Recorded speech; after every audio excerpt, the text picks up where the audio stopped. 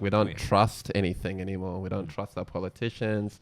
We don't trust the health advice, public health advice that's given out. We don't trust, like the local mechanic who's trying to like law us from, everyone's like kind of out to get us. And that's such a toxic way of living life. Like I've definitely fallen for that kind of attitude almost, where it's like I just like have a very cynical view of the world and think, you're probably just like giving me some BS here. You guys, like, and it's like, I don't like to live my life like that. I think, like you said, it's dangerous to have that mindset.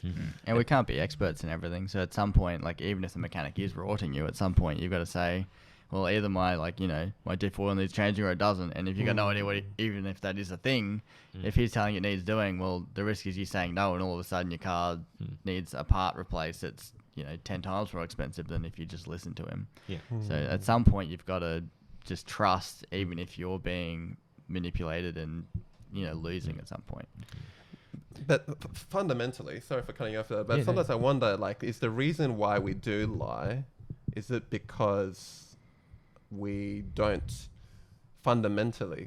trust the other person in kind of having our best interests, so to speak? Like is it because like I don't trust you that you get where I'm coming from, so I'm gonna lie to you, kind of thing? Or really? I don't trust you that that you will do the right thing by me under normal circumstances. So therefore I'm going to paint my story differently. Like I think fundamentally there's a sense of like we don't want to be vulnerable. So we tend to like twist the story because we don't want to like portray a side of ourselves that we are scared that someone might not take very well, or we might get rejected. I find this really interesting because this is one of the things that I've had to recognize about myself, and that is, if you had have asked me when I was younger, are you an honest person? I would have said, absolutely, I'm an honest person.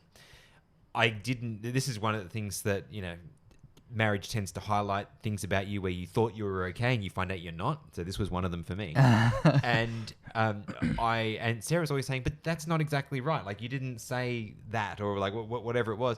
And it's not that I was ever trying to lie, but as a people pleaser, if I was talking to you, we were having a conversation just like we're having now. And the conversation starts to bend in a direction where I think that my position or what I did is going to be viewed badly by you. I had such a strong desire to be liked by you that even I wouldn't just come out and tell you a story, like a made-up story. I wouldn't do that. But I would tell you the story and I would tweak the details in such a way so as I think it's optimized for you to like me. That's fair. Doesn't everyone do that, though? Yeah, but how much do you do that? For me, like it was like...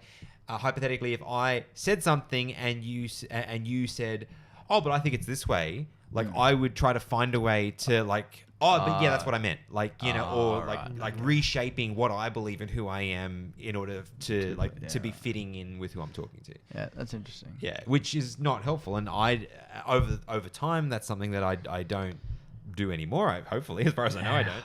But I just think it's interesting the motivations that come into play, right? For me, it was this intense need to belong or please others or whatever it might be. Whereas for a confidence man who's trying to extort money from somebody, they're doing it because they're trying to get a financial gain. The motives are different, but the actions can be similar, right? They're still deception. Yeah.